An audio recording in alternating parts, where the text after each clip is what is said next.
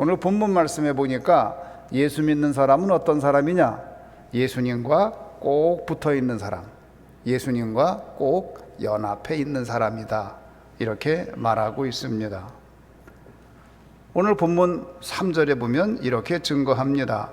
무릇 그리스도 예수와 합하여 세례를 받은 우리는 그의 죽으심과 합하여 세례를 받은 줄을 알지 못하느냐.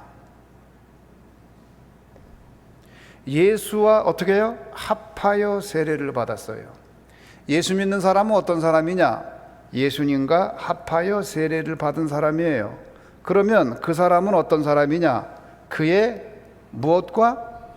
죽으심과 합하여 세례를 받은 줄 알지 못하느냐. 무슨 이야기인가요? 예수 믿는 사람은 그분의 죽으심과 합했어요. 그래서 세례 받은 거예요. 세례 받은 사람은 그분의 죽음과 합한 사람이에요. 그래서 그분이 죽을 때 우리도 함께 죽었어요. 세례라는 의미가 뭐죠? 원래 세례 받을 때 원래 의미가 뭐예요? 물속에 들어갔다가 물속에 나오잖아요. 그렇게 하는 걸 침례라고 하는데, 침례하기도 하고 또는 물을 머리 위에 뿌리기도 하는데 의미는 같은 의미예요. 물속에 들어간다는 건 뭐죠? 물속에 들어가면 죽어요. 여러분, 물속에 들어가서 가만 놔두면 그 사람 죽어요. 물속에 집어넣고 5분 지나가면 죽는 거 아니에요? 그런 상징적인 의미가 있는 거예요. 세례 받을 때에 그 사람은 죽은 거예요. 물속에 들어갔다가 어떻게 해요? 다시 나오잖아요. 다시 살았다는 얘기예요. 그리스도와 죽고 그리스도와 살고. 세례를 받았다는 얘기는 예수님과 합하여 죽고 예수님과 합하여 살았다는 의미입니다. 세례받은 모든 그리스도인은 어떤 사람이냐? 예수님과 함께 죽었고 이제는 예수님과 함께 사는 사람인 줄 믿으시기를 주님의 이름으로 축원합니다. 그것이 예수 믿는 사람의 모습이에요. 예수 믿는 사람의 정체성입니다. 그런데 우리가 그렇게 죽고서 예수님을 나의 개인적인 구주로 영접할 때에 예수님이 내 속에 들어와 사십니다. 내 속에 들어와 사시는데 이게 참 놀랍죠. 여러분, 어떤 곳에 빛을 집어넣으면 거기가 환해지는 거예요. 빛 대신 예수님이 우리 가운데 들어오니까 어두웠던 우리 인생이 환해졌어요. 이때까지는 경험하지 못하던 인생을 경험하게 돼요. 그런데 그 예수님이 어떤 분이냐? 예수님은 영원히 사시는 분이에요.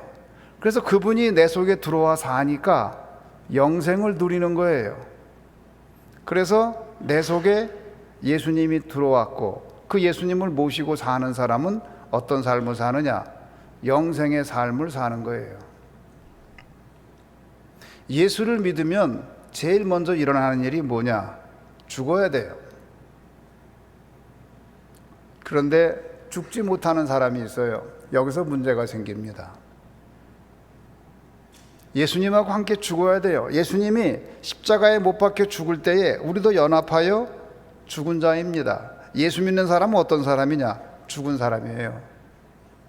근데 죽은 사람은 말이 없어요. 죽은 사람은 감각이 없어요. 죽은 사람 옆에 가서 고기를 구워 먹어도 죽은 사람이 벌떡 일어나지 않아요. 야, 그거 기가 막힌 냄새구나. 그리고 벌떡 일어나서 나도 먹자. 그러고 다리가 들지 않아요. 그 옆에 가서 갈비를 구워가지고 막 냄새를 피워도 죽은 사람은 아무 말이 없어요. 감각이 없어요. 근데 벌떡 일어나가지고 죽은 사람이 일어나서 야, 이거 무슨 냄새냐 그러고 먹는다 그러면 죽지 않은 거예요. 죽은 사람은 죄가 유혹을 해도 거기에 반응을 안 하는 거예요. 그런데 살아있어요. 살아가지고 벌떡 일어나고 죄 짓는데 앞장서는 사람, 그런 사람은 아직 죽지 않은 거예요. 예수 믿는 사람이 제일 먼저 경험해야 될 게 무엇이냐? 죄에 대하여 죽은 사람이 돼야 돼요. 그 죽은 사람, 그 예수 믿는 사람이에요. 그래서 예수님은 뭐라고 그랬느냐? 내가 진실로 진실로 너희에게 이르노니 한 알의 밀이 땅에 떨어져 죽지 아니하면 한 알 그대로 있고 죽으면 많은 열매를 맺느니라. 예수를 믿고 나면 죽어야 돼요, 먼저. 근데 너무 살아있어요. 살아있는데 뭐가 살아있느냐? 죄의 속성이 살아있는 거예요.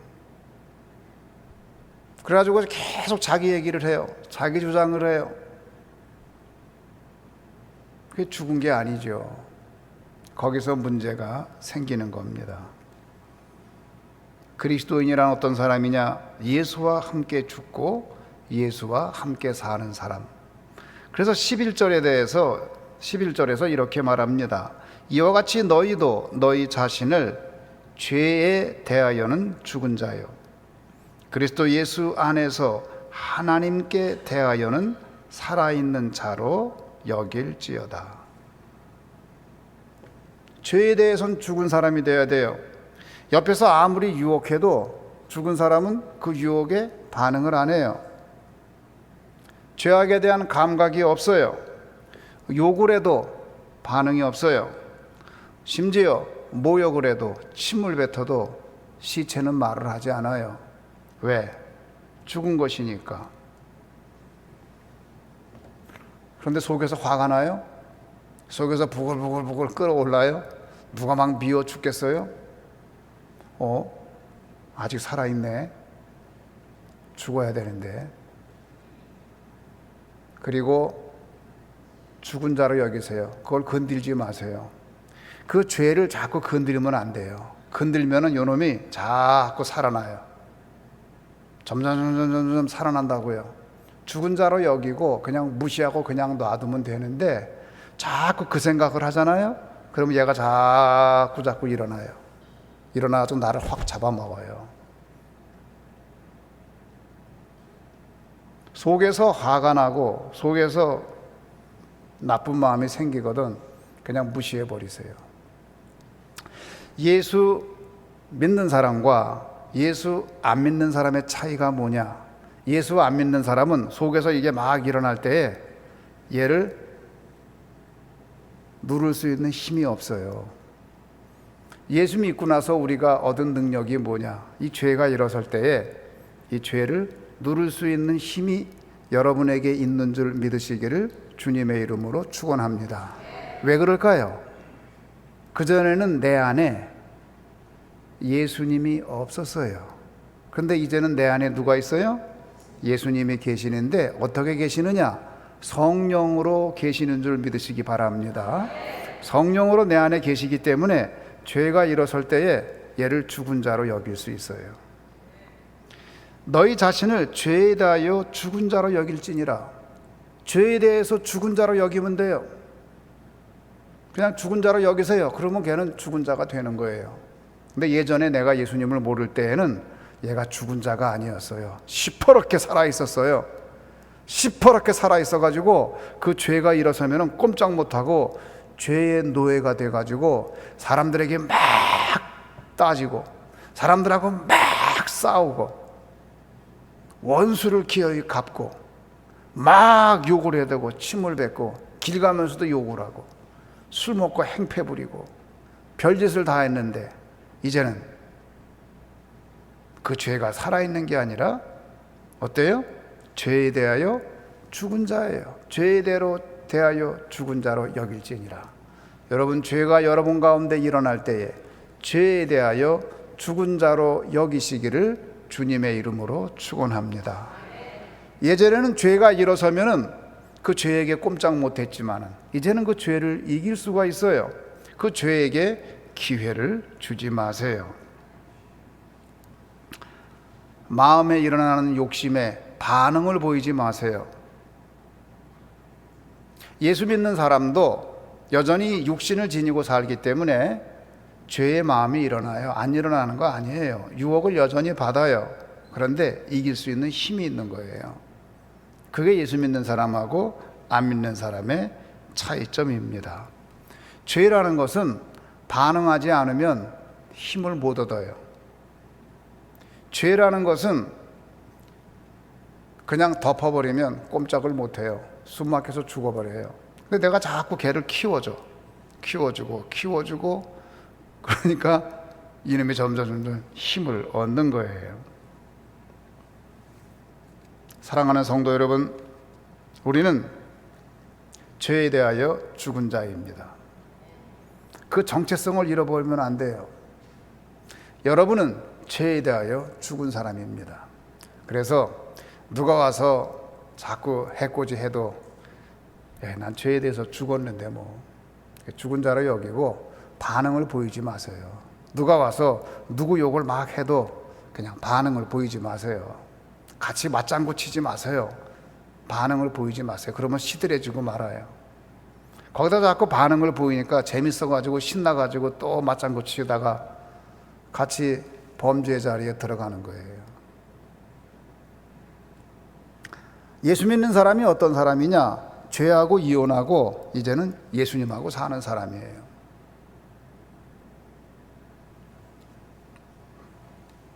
결혼을 하게 되면 삶의 모든 영역에서 변화가 옵니다. 우리 애 결혼한 거 보니까요, 결혼하더니 이젠 지 마누라 말만 듣더라고요. 그래서 됐다, 저러면 됐다. 옛날에 내가 결혼해서 그랬지. 결혼하면은 상대방의 소원을 살피게 되는 거예요. 어떻게 하면 이 배우자가 기뻐할까? 어떻게 하면 이 사람을 신나게 할까? 그분의 소원이 무엇인가? 거기에 맞춰서 하는 거예요. 이제 우리가 예수님하고 결혼했으면 누구의 소원을 살펴야 돼요? 예수님의 소원을 살피는 여러분 되기를 주님의 이름으로 축원합니다. 그런데 그게 얼마나 행복한지 몰라요. 얼마나 좋은데 한번 살아봐요. 왜 예수님하고 결혼해 놓고서 그렇게 살아? 예수님하고 결혼했으면 한번 알콩달콩 신나게 재미있게 살아보셔야죠. 왜 옛날 남편, 옛날 부인한테 휘둘리며 살아요? 그럴 필요 없잖아요. 이와 같이 너희도 너희 자신을 죄에 대하여는 죽은 자요, 그리스도 예수 안에서 하나님께 대하여는 살아있는 자로 여길지어다. 할렐루야. 죄에 대하여는 죽은 자, 그리고 하나님께 대하여 살아있는 자, 그가 누구냐? 그가 그리스도인이에요. 그가 바로 예수 믿는 사람입니다. 그래서 이제는 어떠냐? 예전에는 죄 지는 일에 즐거움이 있었어요. 근데 이제는 어떠냐? 성령님의 법에 순종하는 데 즐거움이 있는 거예요. 하나님께 대하여 살아있는 사람은 뭘 좋아하느냐? 찬양을 좋아해요. 경배와 찬양을 좋아해요. 그래서 이렇게 찬양대에 와서 찬양하는 게 얼마나 즐거운지 몰라요. 이제 새로운 법이 생긴 거예요. 이때까지는 죄의 법으로 살았지만 예수 안 믿는 사람은 죄의 법 한 가지밖에 없는데 예수 믿는 사람은 한 가지 옵션이 더 있어요. 죄의 법으로 살 수도 있고 성령의 법으로 살 수도 있어요. 그럼 우리가 왜 죄의 법으로 더 살 수 있나요? 우리가 육체를 지니고 살기 때문에 그래요. 에덴 동산에서 쫓겨난 후에 우리가 범죄한 후에 죄의 삭은 사망이라, 우리가 육체를 지니고 사는 동안에, 이 타락한 세상에 사는 동안에는 여전히 죄 지을 수 있는 가능성이 예수 믿는 사람에게도 열려 있어요.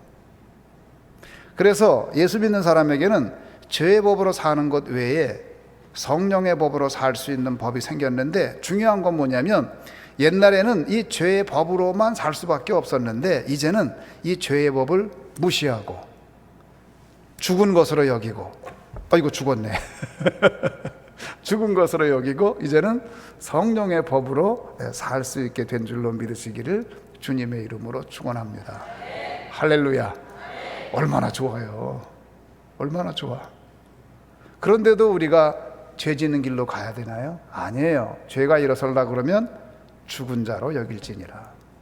죽은 것으로 여겨야 돼요. 그럼 우리가 죄를 안 짓고 살 수 있게 되는 거예요. 전도하는데 기쁨이 있고 기도하는데 감사하고 그렇게 좋을 수가 없어요. 여기 우리 교회에 전도 많이 하는 분이 있거든요. 좋아가지고 전도하잖아요. 저 양반이 왜 그러는지 몰라. 그 성령의 법에 따라가는 거예요. 기쁨이 있는 거예요. 기쁨이. 전도할 때 그 기쁨이 얼마나 커요. 하나님이 가장 기뻐하는 일이 전도하는 거니까 전도할 때 기쁨이 있는 거예요.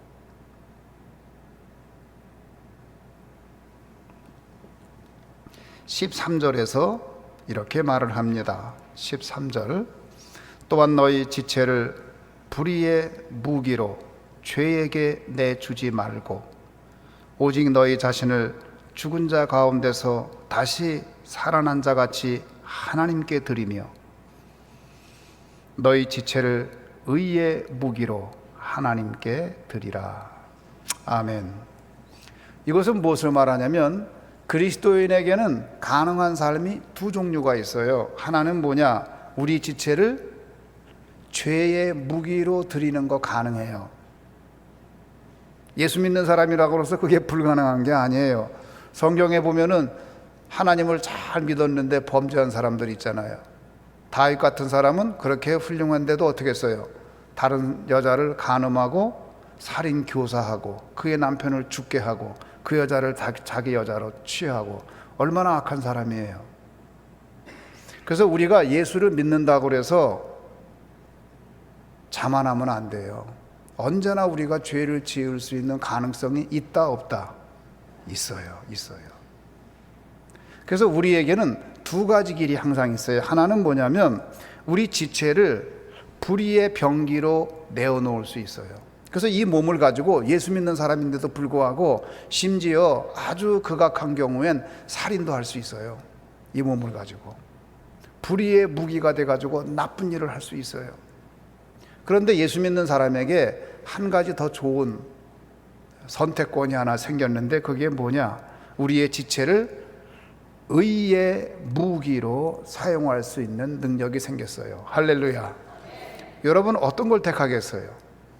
이제는 우리가 우리의 몸을 의의 무기로 사용하는 여러분 되기를 주님의 이름으로 축원합니다. 그래서 본문에서 얘기하는 거예요. 너희 지체를 불의의 무기로 죄에게 내주지 말아라. 너희의 지체를 의의 무기로 하나님께 드려라. 사랑하는 성도 여러분, 여러분은 여러분의 지체를 하나님의 무기로 사용하는, 그래서 여러분의 지체가 가는 곳에, 여러분의 몸이 가는 곳에 하나님의 뜻이 이루어지고 여러분의 몸이 가는 곳에 하나님의 영광이 드러나는 귀한 역사가 있기를 간절히 소원합니다. 만일 우리가 그의 로마서 6장 5절은 이렇게 말합니다. 만일 우리가 그의 죽으심과 같은 모양으로 연합한 자가 되었으면 또한 그의 부활과 같은 모양으로 연합한 자도 되리라. 우리는 연합한 자예요. 누구와? 그리스도와. 우리는 연약하지만 그리스도가 딱 합체가 되면 이때부터 주님의 아주 강력한 의의 무기가 되는 줄 믿으시기 바랍니다. 예수님하고 연합해 있어요. 그래서 우리가 찬양하잖아요. 나는 비록 약하나, 누구는 강하다고요? 주의 힘은 강하다. 주님의 힘이 강한 줄 믿으시기 바랍니다. 나는 비록 약하지만 주님이 강하세요. 그래서 주님하고 연합할 때에 나는 강한 사람으로 살 수 있는 줄 믿으시기 바랍니다. 사도 바울은 갈라디아서 2장 20절에서 이렇게 고백합니다.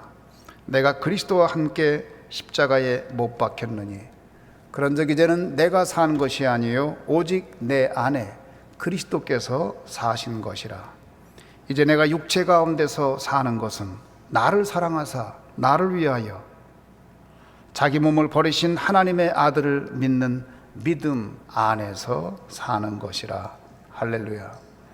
그런즉 이제는 내가 산 것이 아니요 내 속에 누가 산다고요? 예수 그리스도께서 사신 것이라. 예수님이 사는데 여전히 나에게 한계가 있어요. 그 한계는 뭐냐? 이제 내가 육체 가운데 사는 것은, 내 속에 예수님이 살지만 난 지금 어디 살아요? 육체 가운데 살아요. 육체 가운데 사는 것은 나를 사랑하사 나를 위하여 자기 몸을 버리신 하나님의 아들을 믿는 믿음 안에서 사는 것이라. 할렐루야. 그래서 그리스도가 내 안에 들어와 살지만은 그 사는 것은 무엇으로 사는 것이냐? 믿음으로 사는 거예요.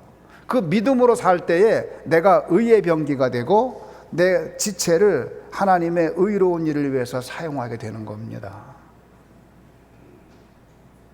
사랑하는 성도 여러분, 우리는 육체를 지니고 살기 때문에 거룩하게 살아도, 깨끗하게 살아도, 정결하게 살아도 병도 들고 아프기도 하고 암도 걸리고 그리고 병상에 눕기도 해요. 어떤 사람이 암에 걸려서 병상에 누웠다고 그래서 그 사람이 하나님의 일을 안 했기 때문에 그런 게 아니에요. 그 사람이 거룩한 일을 안 했기 때문에 그런 게 아니에요. 다른 사람보다 일찍 요양원에 들어갔다고 그래서 그 사람이 하나님의 뜻대로 살지 않았기 때문에 그런 게 아니에요. 그것은 왜 그러느냐? 우리가 육체를 지니고 살기 때문에 그런 거예요. 어쩔 수 없는 거예요. 그러나 그럼에도 불구하고 바울은 뭐라고 말해요? 내가 믿음으로 사느니라. 그 믿음은 뭐냐? 그런즉 이제는 내가 산 것이 아니요 내 속에 누가 사신 것이라? 예수 그리스도께서 사신 것이라. 할렐루야. 내가 때때로 병이 들어서 병상에 누워있다 할지라도, 내 몸이 쇠약해져 있다 할지라도, 내가 어려운 가운데 있다 할지라도 우리는 여전히 고백할 수 있어요. 바울은 그렇게 선교하면서도 그가 질병 때문에 고통 가운데 살았어요. 그래서 하나님 앞에 여러 번 기도했어요. 근데 받은 응답이 뭐냐? 내 은혜가 족하다. 사랑하는 성도 여러분, 상황에 굴복되면 안 돼요. 하나님, 내가 어떻게 살았는데 나에게 이렇게 도무지 안 되는 게 자식 문제예요. 내가 어떻게 했는데 우리 자식들은 이러냐고. 남의 자식들은 도와주지도 않아도 지들이 커가지고 효도도 잘하는데 나는 있는 힘을 다해 도와줬는데 그놈들은 왜 그 모양이냐고. 그러나 우리가 육신을 지니고 살기 때문에, 타락한 세상에 살기 때문에 겪게 되는 모든 일이 있어요. 그것을 인정하고 바울이 말하는 거예요. 그래서 내가 무엇으로 산다고요? 믿음으로 산다는 거예요. 믿음으로. 그럼에도 불구하고 그런즉 이제는 내가 산 것이 아니요 내 속에 예수 그리스도께서 사신 것이라. 할렐루야. 그렇게 고백하며 사는 사람, 내 육체의 한계도 알고, 우리가 육신을 지니고 사는 동안에 그러한 한계가 있는 것을 알면도 불구하고 믿음으로 사는 사람, 내가 사는 것이 아니요 내 속에 그리스도가 살고 있는 것이라고 고백하는 사람, 그 사람이 누구냐? 그 사람이 그리스도인, 그 사람이 성도, 그 사람이 바로 예수 믿는 사람입니다. 사랑하는 성도 여러분, 여러분은 예수님과 함께 죽었습니다. 이제는 예수님과 함께 사시면서 항상 감사하고 감격이 있고 기쁨이 있고 봉사가 있고 섬김이 있고 헌신이 있는 귀한 삶, 세상의 가르침으로는 도무지 얻을 수 없는 그 고귀한 삶, 거룩한 삶 사는 성도들이 다 되시기를 주님의 이름으로 축원합니다.